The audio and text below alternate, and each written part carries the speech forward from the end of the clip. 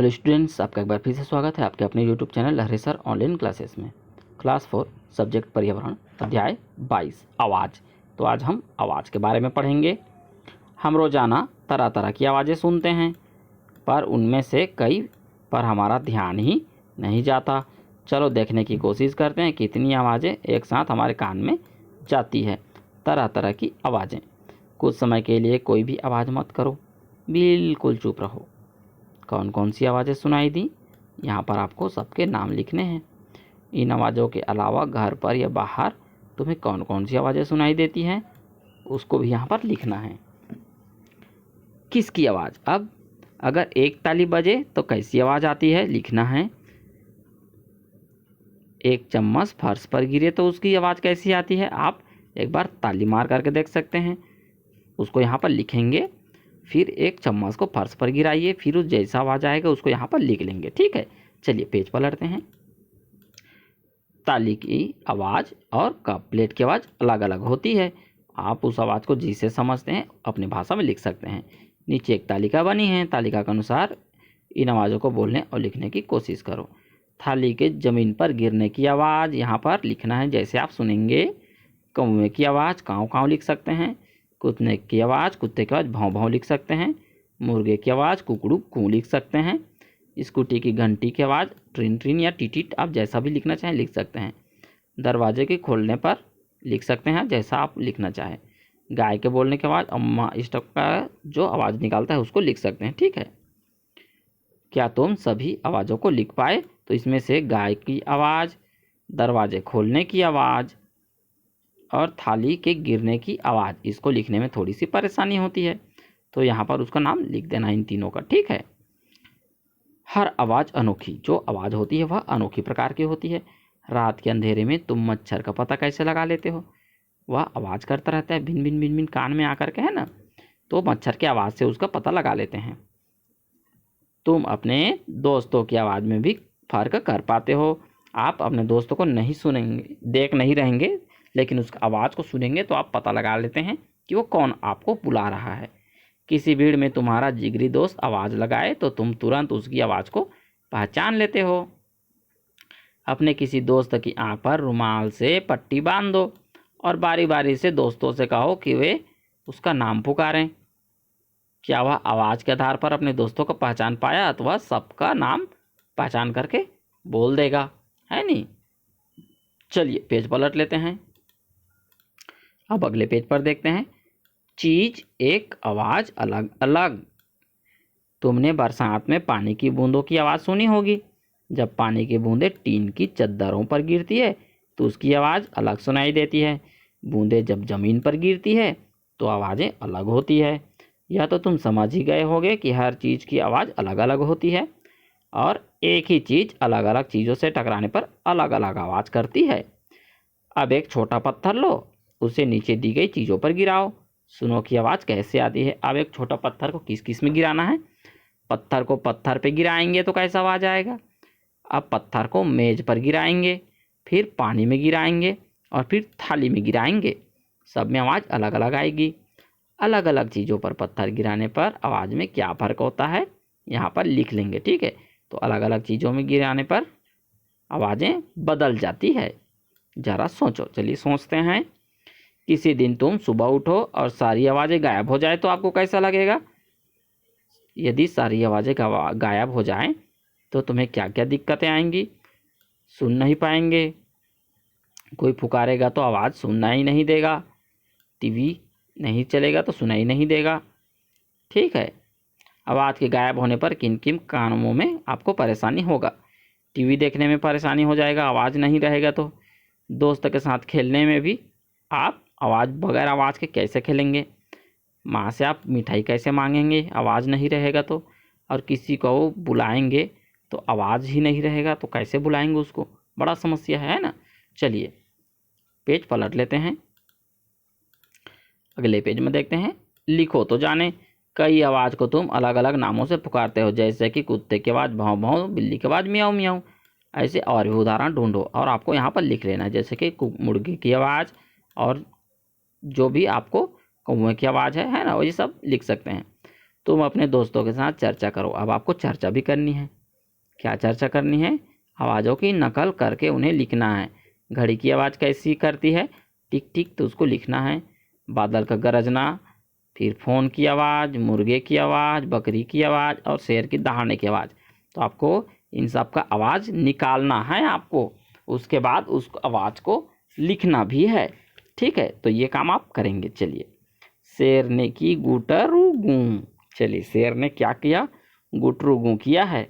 कैसे किया है?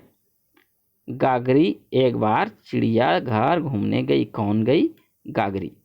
उसने वहाँ एक अजीब सी बात देखी। वहाँ सभी जानवरों के अपनी आवाज़ें बदल ली थी। देखो क्या हुआ। अब सभी जानवर अलग अलग आवाज़ निकाल रहे थे। अजब बात यह अजब बात यह अब क्या होली, पलट गई है सबकी बोली। बिल्ली करती ढेंचू ढेंचू, गधा कर रहा म्याऊं म्याऊं। मुर्गा आगे बढ़ चिंघाड़े, हाथी करता मैं गुर्राऊं। कबूतर बोला कुकड़ू कूं, शेर करता गुटरू गूं। तो देखिए, इसमें जो पोयम है उसमें क्या हो गया है? अजीब बात हो गई है। क्या हो गई है? कि सबकी बोली जो है पलट गई है। बिल्ली जो है गधे की आवाज़ निकाल रहा है, ढेंचू ढेंचू। ठीक है, और गधा जो है म्याऊं म्याऊं कर रहा है बिल्ली की तरह। मुर्गा हाथी की तरह चिघाड़ रहा है और हाथी जो है गुर्रा रहा है शेर की तरह। कबूतर तो कुकड़ू कू कर रहा है और शेर कबूतर की तरह गुटरू गूं कर रहा है। तो बड़ा मज़ेदार हो गया ये तो, है ना। चलिए, पेज पलट लेते हैं। अब अगले पेज पर गागरी की मदद करो और बताओ कि कविता में दिए गए जानवरों की सही आवाज़ कैसी होती है। तो बिल्ली म्याऊं म्याऊं। सारे जानवरों का नाम लिख लीजिए और जो जैसा आवाज़ निकालता है उसको यहाँ पर लिख लेंगे। ठीक है, तो ये काम आप कर लीजिएगा। अपना टेलीफोन बनाओ। देखिए, 2 माचिस की डिबिया में एक लंबा धागा और यह रस्सी बांध लेनी है। तुमने टेलीफोन के बारे में सुना होगा या उससे बात भी की होगी। आजकल मोबाइल आ गया है। चलो, अब तुम अपने लिए टेलीफोन बनाओ और उससे अपने दोस्त या सहेली से बात करो। चलिए, बात करवाते हैं। तो देखिए, अगले पेज में माचिस की 2 खाली खोखे और एक मोटा सा धागा ले लीजिए। देखिए, माचिस की 2 खाली डिब्बे हैं और उसमें एक धागा को बांधना है। धागा को कम से कम 10-15 फीट या इससे ज़्यादा लंबा होगा, तब मज़ा देगा। अब इस धागे के दोनों छोरों को एक एक करके दोनों माचिस के अंदर वाले खोखे में छेद करके बांध दीजिए। मस्त गठान लगा दीजिए। लो, बन गया तुम्हारा टेलीफोन।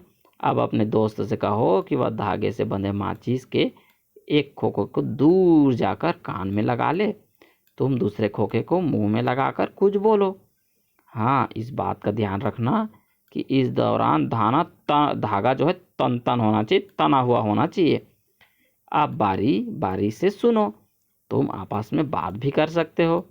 क्या तुम्हें अपने दोस्त की आवाज़ सुनाई देती है? बिल्कुल देगा। आप सुन करके देखिए। धागा को लंबा रखिए ताकि आप यहाँ पर बोलेंगे और यहीं से सुनाई दे देगा।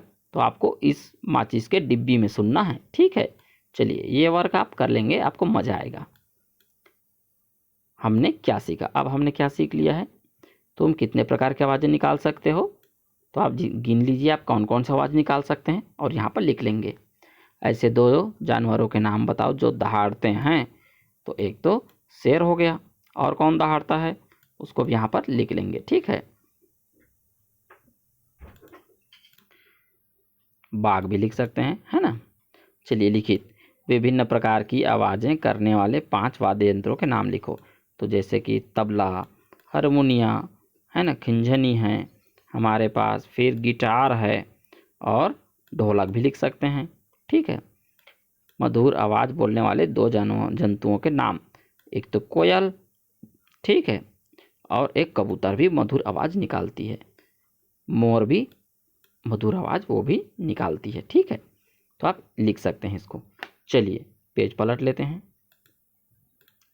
तीसरा, धागे के दोनों छोरों से बंधे माचिस के खोखे से आवाज़ दूसरे माचिस के खोखे तक कैसे पहुंची?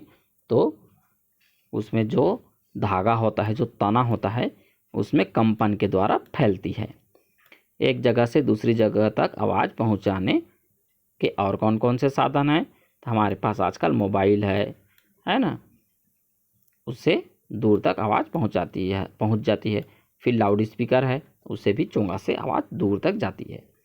खोजो आसपास। अब अपने आसपास में क्या खोजना है? पहला, पेंसिल को टेबल पर ठोको। कैसी आवाज़ सुनाई दी? अब टेबल को कान सटाओ और पेंसिल को टेबल पर ठोको। आवाज़ सुनो, दोनों आवाज़ में क्या अंतर है? कान को दूर में रख करके ठोकने से और कान को नज़दीक में रख करके ठोकने से अलग अलग आवाज़ें प्राप्त होंगी। ठीक है, चलिए दूसरा देख लेते हैं। खाली कप को चम्मच से बजाओ। अब जो खाली कप है, खाली है, उसमें पानी आपको नहीं भरना है, ना ही दूध भरना है, और उसको चम्मच में ठोकेंगे या बजाएंगे तो कैसी आवाज़ सुनाई देगी, उसको सुनना है। फिर पानी से भर लीजिए और उसको चम्मच से बजाओ, आवाज़ बदल जाएगी।